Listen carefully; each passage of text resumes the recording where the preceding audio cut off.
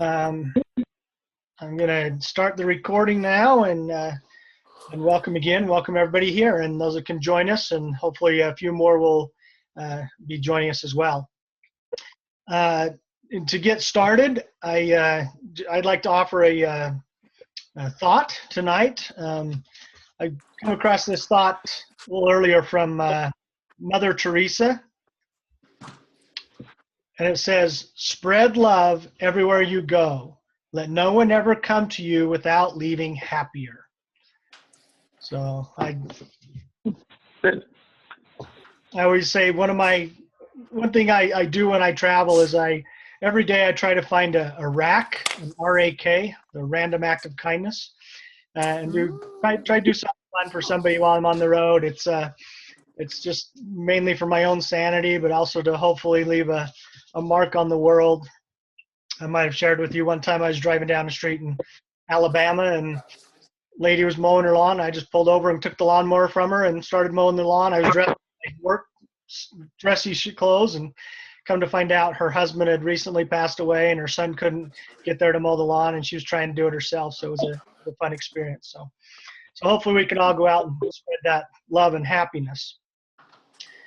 And that's partly why I'm asked I affectionately call him Uncle Jim to join us tonight as our speaker.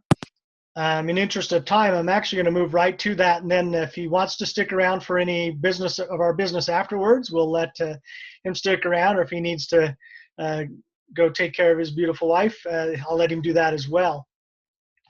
But just as a way of simple introduction, Jim was born in Burbank, California. James, like he's got James right there. It sounds too official, Uncle Jim. I was born in Burbank, California, but was raised in Kansas, correct? He's just celebrated 2 days ago a milestone birthday.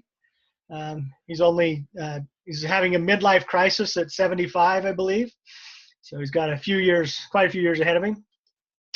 He started working for Pac Bell back in 1963 as an installer and worked his way through the company, served some time in the military from 64 to 66. Gained a bachelor's degree in computer science in 1974, and then a master's degree in 75. Where did you get that at, Jim? At West Coast University in Los Angeles. Okay, great. And then he retired from Pac Bell back in 88 as a district manager, and then in 89 became an independent computer consultant, where he still works today doing computer work and helping, I think, one specific company. He's been heavily involved with a great organization there in the Navato area where they live called the Gary Gates Foundation. I don't know if or Gary Gates Memorial Foundation. And it's one of my wife's favorite events to go to every year, partly because she gets together with her aunts and it's nothing but laughter.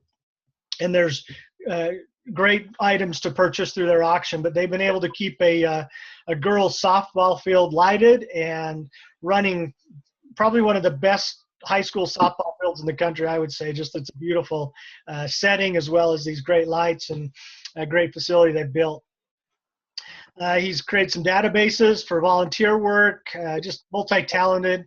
He was a Boy Scout troop leader. He was awarded the Volunteer of the Year for Marin County back in 1999.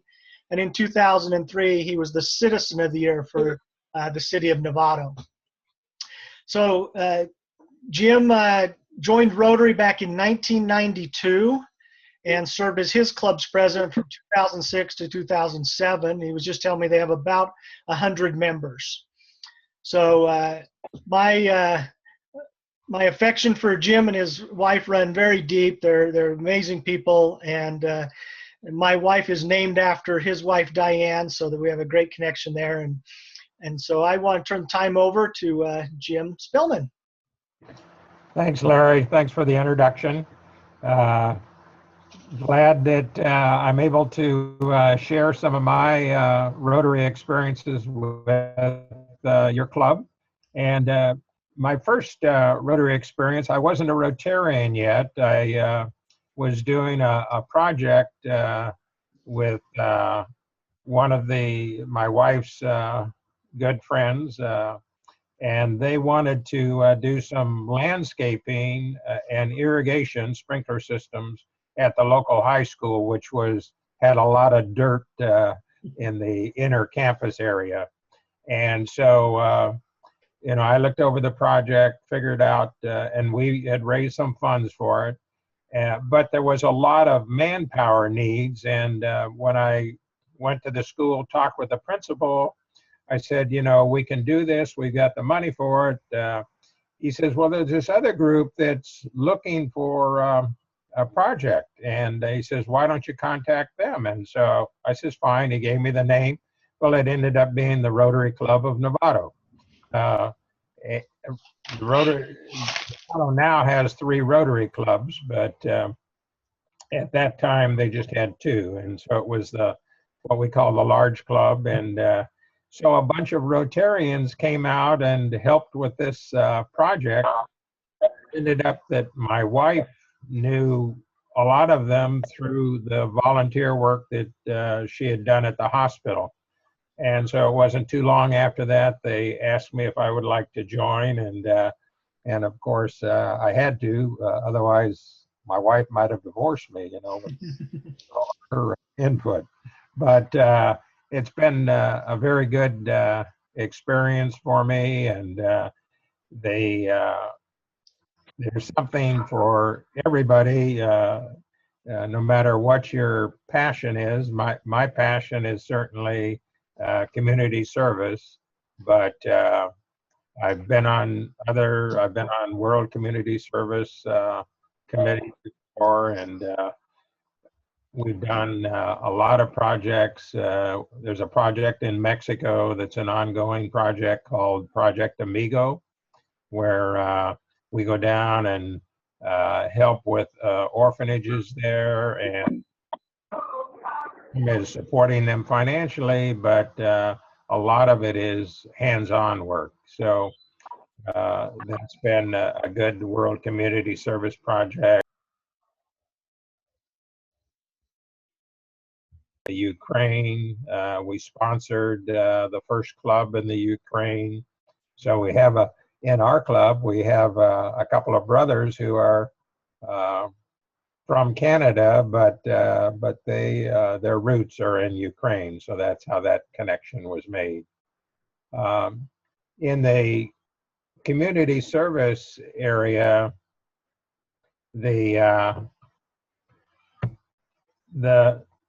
for me, that's a fun area because you get to work with your fellow Rotarians, and a lot of times you partner up with other people in the community. So one of the recent ones we've been doing is with Blue Star Moms. And so Blue Star Moms are parents that have a child in the military, and they pack these care packages.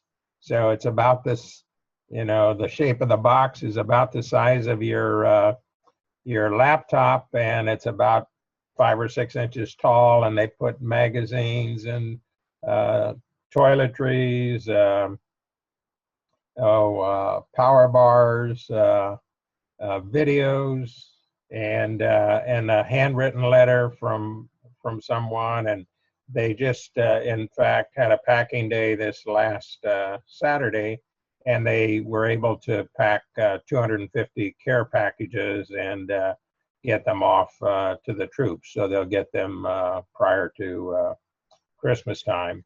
And in looking at the projects that we do, the community services projects, we look for projects, one, that cost no money. So this Blue Star Moms is just a labor thing. And we happen to budget some money for them. We budget $500 for them to donate to them to support veterans in the county.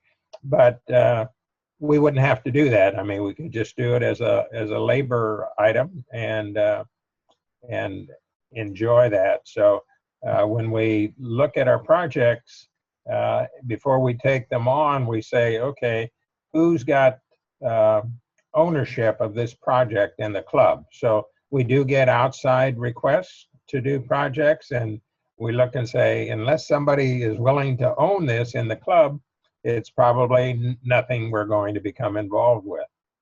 And the best projects are something that takes about 3 to 4 hours from start to finish. You can't hold the Rotarians' attention much longer than that, or they won't, dedicate that much time to a project. So about 3 to 4 hours, and there are projects that we do fund. In fact, our club is what we consider a good-sized club, and so our community service budget for the year is a little over $18,000. So it's not that we're doing all free projects, but we do look for projects that are low cost or $0. Some of the other types of projects that we've taken on, we did a pergola at, and I think I don't pronounce it that way normally, but that's how my wife told me to pronounce it. But anyway, at one of the elementary schools, the PTA had raised some money and wanted this built for the teachers. And so we did the labor part of it, and we were able to do it over a couple of Saturdays. The first Saturday we set the post that had to be set in concrete, and then they had set up, and then the following Saturday we came back and completed the upper area there, the trellis work on top. We also did a ball wall at that same elementary school, and this is about an 8-foot high wall that's got plywood sidings on both sides, and the kids use different balls to play against it. But again, that was a no-cost project for Rotary. We did help with getting supplies at cost. So the ball wall took pipes is the structural, what holds it up structurally. And so we were able to get the pipe at cost through one of the Rotarians who is a plumber. So we look for those kind of opportunities to, even if it's not our money, to try and keep the cost down.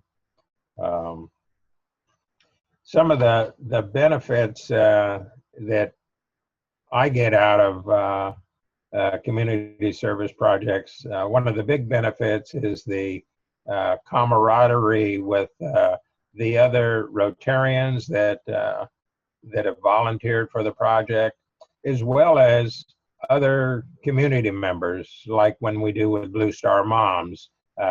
Those members of that Blue Star Moms Club will be there working side by side, or we're working side by side with them at their direction. The other thing, it does build good community recognition for Rotary.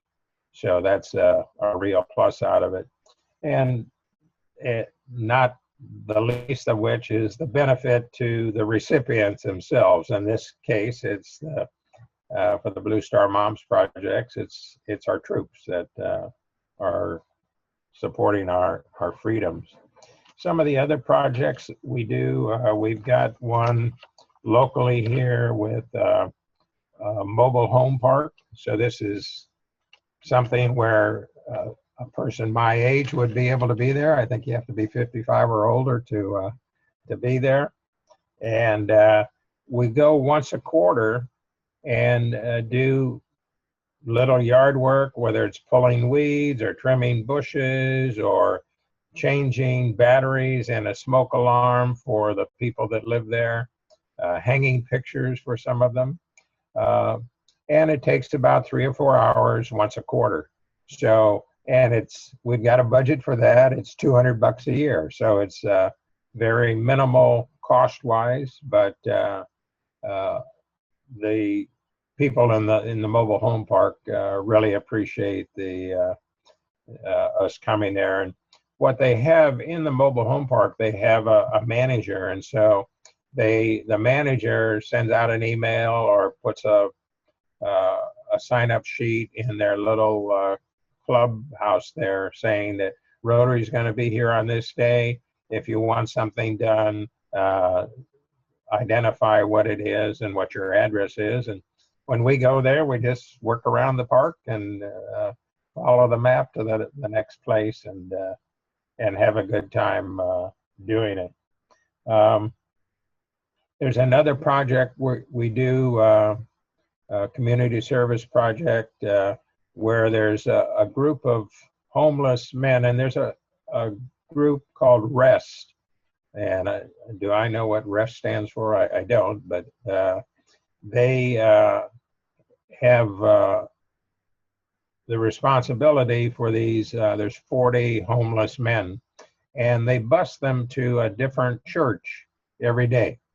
And we feed them about 3 or 4 times a year at one of the local churches here that has a kitchen facility.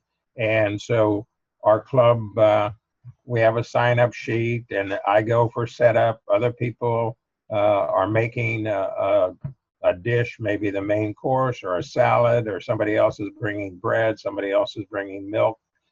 And then we get that all set up and we serve them, and then we clean up after that. So it's a project that probably takes about 12 people each time we do one of those meals.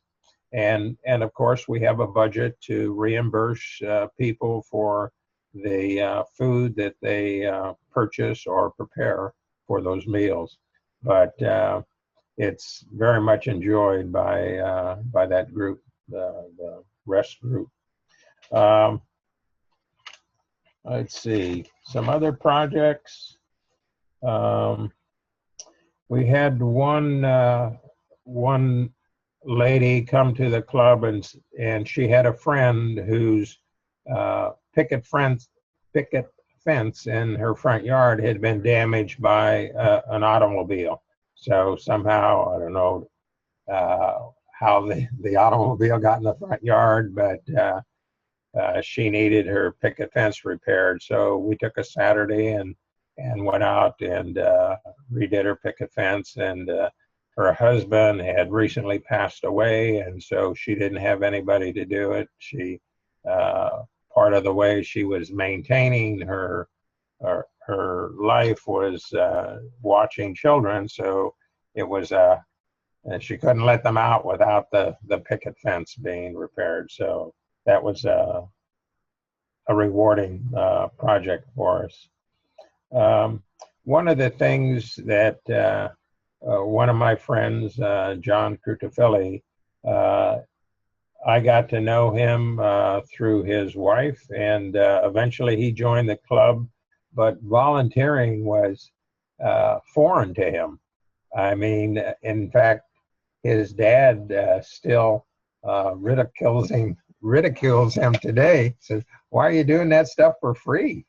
And John is he's gotten to where he loves it.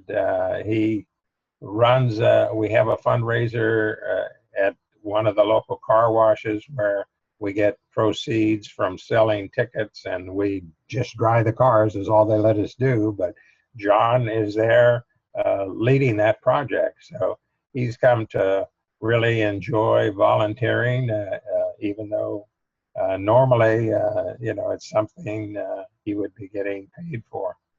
Some of the other projects, we've done work at Scottsdale Pond. It's a local area here in town, and it's a joint project that the 3 clubs took on. So we jointly purchased, and I think this is called a pergola also, but it's larger in size, and we jointly purchased that, but we did a lot of the hands-on irrigation work and benches and signage, and we did that as a centennial project in 2005 with the other 2 clubs in the city. One of our larger projects has been senior housing. We have 125 units of senior housing that we've built over time. So there's 3 different units. And what we've done is set up a separate corporation called Navato Corporation. And this corporation has a 9-member board, and each of those board members, the requirement is that they're a member of our Rotary Club. So we don't have direct, the Rotary Club gets recognition for the fact that these 3 facilities that total 125 units have been built, but this separate board runs Navato, keeps it filled. It's at a discounted rate to allow seniors some affordable housing in a very expensive county where we live here. So that's been a huge project. And in fact, the last, we have a Navato 1, 2, and 3. So Navato 1 was done in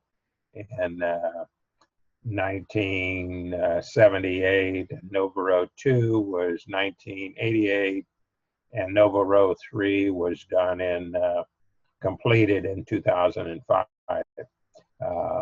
But that's a huge undertaking, but it's really a nice service for seniors in the community.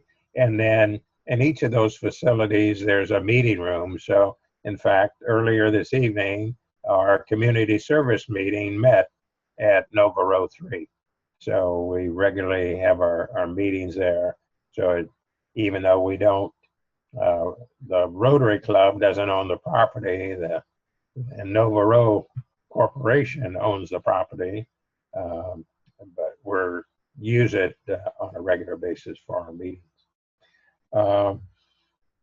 We've also worked with the county parks rangers and done stream rehabilitation projects with them. And again, this is a Saturday going to work for about 3 hours, pulling weeds out of a stream bed, or you know, fixing up the shoreline so it doesn't erode the soil there. Let's see, my wife keeps giving me notes, so I got to look at them here. We've done some work at the local high school here, which is where the Gary Gates Memorial Foundation has this field that Larry had mentioned earlier, and this is the only girls' lighted softball field in Marin County. And the Rotary Club has come there and worked on bleachers there, and dug trenches to help with some of the electrical work. So the opportunities are pretty wide open. There's another trail, a hiking trail that we worked on with the city and county, because it crosses from the city into the county. But we've built this trail and maintain this trail with the cooperation of the city and the county. So those are some of the things that we're active in, and we have a good time. We get together, you know, besides community service and international service, we have other fundraisers. So we have a polenta feed coming up in February, which is one of our major fundraisers, and that's how we fund a lot of our projects. So talked a lot. I'm open for questions or. Great. As far as fundraisers, the polenta feed's a big one. Any just little fundraisers, what other things do you do to raise money? Yeah, so one is there's a car wash. So it's a regular place where you would go get your car washed in town. and the owner of the car wash is a Rotarian in another city. And in 1993, he agreed to let us sell tickets, and we could keep all the proceeds from the tickets we sold, and it gives whoever has the ticket, it gives them a car wash. It doesn't give them all the extras. You know, they don't get the car vacuum or wax. They can pay for that additional. But that's one fundraiser, and what we do, we just go there and dry cars. So it's pretty funny because on a regular day, there's one laborer there drying cars. On this Sunday when Rotary does it, there's about 10 Rotarians there doing the same work that one person does. You're not wearing bikinis or anything, are you? No, I'm not. But no, it's usually in November. Oh, okay. We do it. So, but because of the size of our club and the number of tickets we're able to sell, we usually raise around $4,000 for that event. Let's see, the other one that we've done, another one we've done is a golf tournament. So a golf tournament is a lot of work, and you got to get a lot of foursomes there. But a lot of times we've done well at a golf tournament. And I'm trying to think some of the other things that help the club along is there's somebody will have event tickets to an ongoing series, a speaker series at the county the county seat there, and they won't be able to go, so they'll bring the tickets in and we'll auction them off to club members for anybody that's interested. So it's, you know, it might be, we might make $150 out of that or something. So those are some of the smaller ways that we've, you know, earned some funds. What happens is, in addition to dues, everybody agrees to how much they're willing to be recognized each year, and the average amount or the standard amount is $150. So during the club meetings, you'll get recognized for your birthday or an anniversary or your picture in the paper or whatever might have happened, and so that's another source of funds along the way. But I'm trying to think of any other, I can't think of any other fundraisers that we've done for Rotary right off. And you've been to several international conventions, is that correct? So not several. I've been to two. Okay. No, my wife's been to more than I have, and she's not a Rotarian.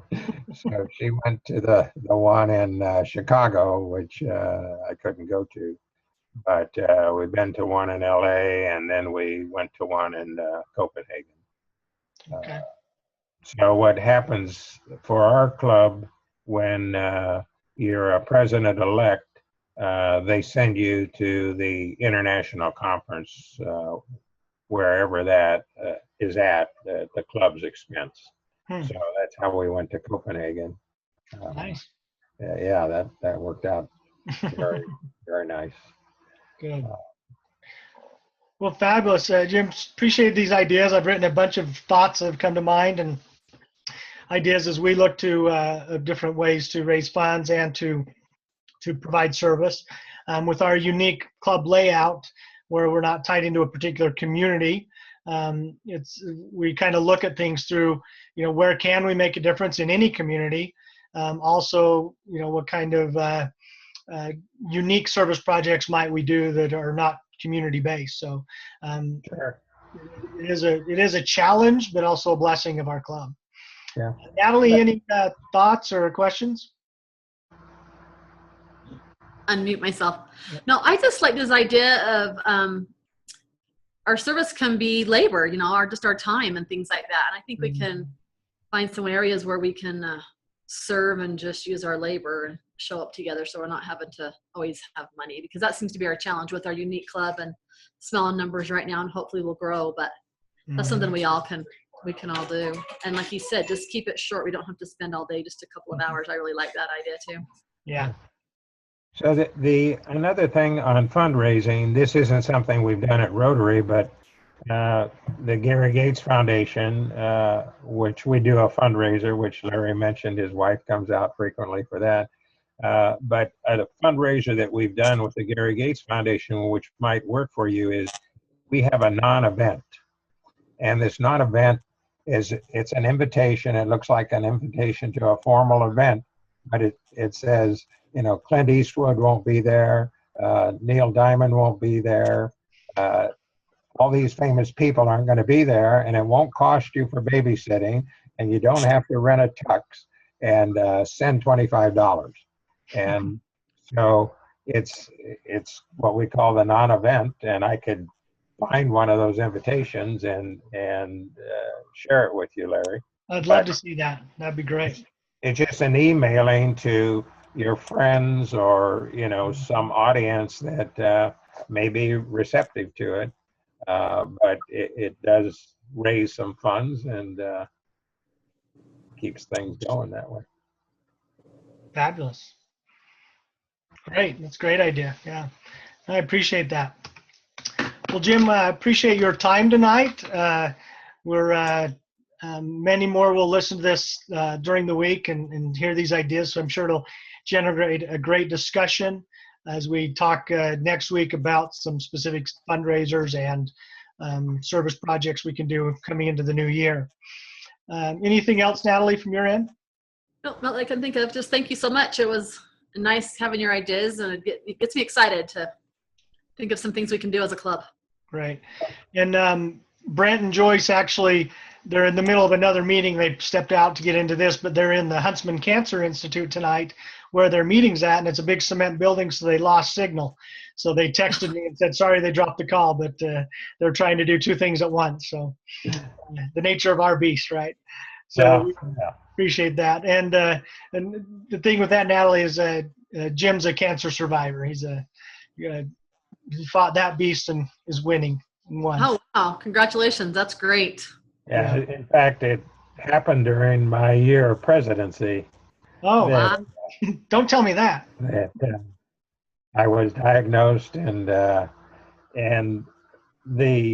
wife had to take me to my chemo treatment once, and I had to go 5 days a week. Somebody had to take me, somebody had to pick me up, and the club signed up, and she never had to take me again. You know, and it's not a good drive. The traffic's bad at that time of the morning, but somebody was there came and picked me up every day, and was there at the end of my treatment and brought me home. So the Rotary was really an extended family that really supported us. Wow, that's service above self right there. That's great. Yeah, very blessed. Wonderful. Thank you, Jim, and thank you, Diane. I know you can hear me. We just can't see you. So appreciate your notes and input as well. I think in lieu of our numbers tonight, Natalie, the only question I'm going to ask is, did you see the email on dues? Yes, I did. I'm going to stop at the bank by my work, and I will just deposit it and take a picture of the deposit slip and then just send it to you or Tiffany. Yep. Yep, you'll do that. And then, and you've got the account number to do that? Yeah, I think I just put it under, is it a different account or is it the same account? No, it's the same account. Yeah, I think it's Utah Rotary eClub. Yep. Okay. And then, so good. That was the only thing. And then Jana's still working on information on Mexico, but I haven't heard. She sent me an email earlier, but she must be involved with her move tonight. So. Yeah, and I wonder too, I don't know how much Mike Wells is involved. I don't know if you've heard, but he's pretty sick. I guess he's had a really bad cough. Oh, really? And yeah, he's going to the doctor Friday, but he found a doctor that diagnosed it, and it's called plastic bronchitis. And when he coughs up this. Penny says it looks like it's pieces of a frayed rope. Wow. And, it's like 1 in a billion people get it. There's no medicine to help and there's no cure. So it's pretty scary. He'll find out Friday what his future will hold, but he's been pretty sick. So, and I think it was the Tooele Club that we were going with, wasn't it? Yeah, it's good to know because his brother-in-law was actually looking at joining our club too. Oh, okay.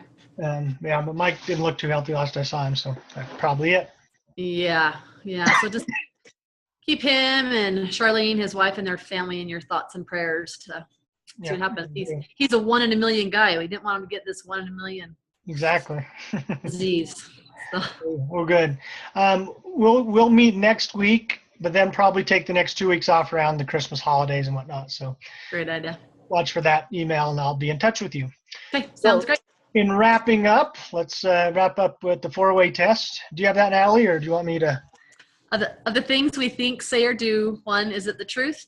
2, is it beneficial to all concerned? 3, will it build goodwill and better friendship? And 4, is it beneficial? Did I just say that right? Beneficial to all concerned. I think I got it all mixed up. Oh, well, and is it fun? Yeah, and is it fun? Well, thank you, Jim. Thank you so much for joining us tonight. And you and Diane keep bundled up there and warm in 40-degree balmy weather. And we'll stay inside in our single digits. So. Okay, well, good luck with that. Great. Have a great night. Love you guys. Okay. Nice meeting you. Take care. Nice meeting you. Bye-bye. Bye.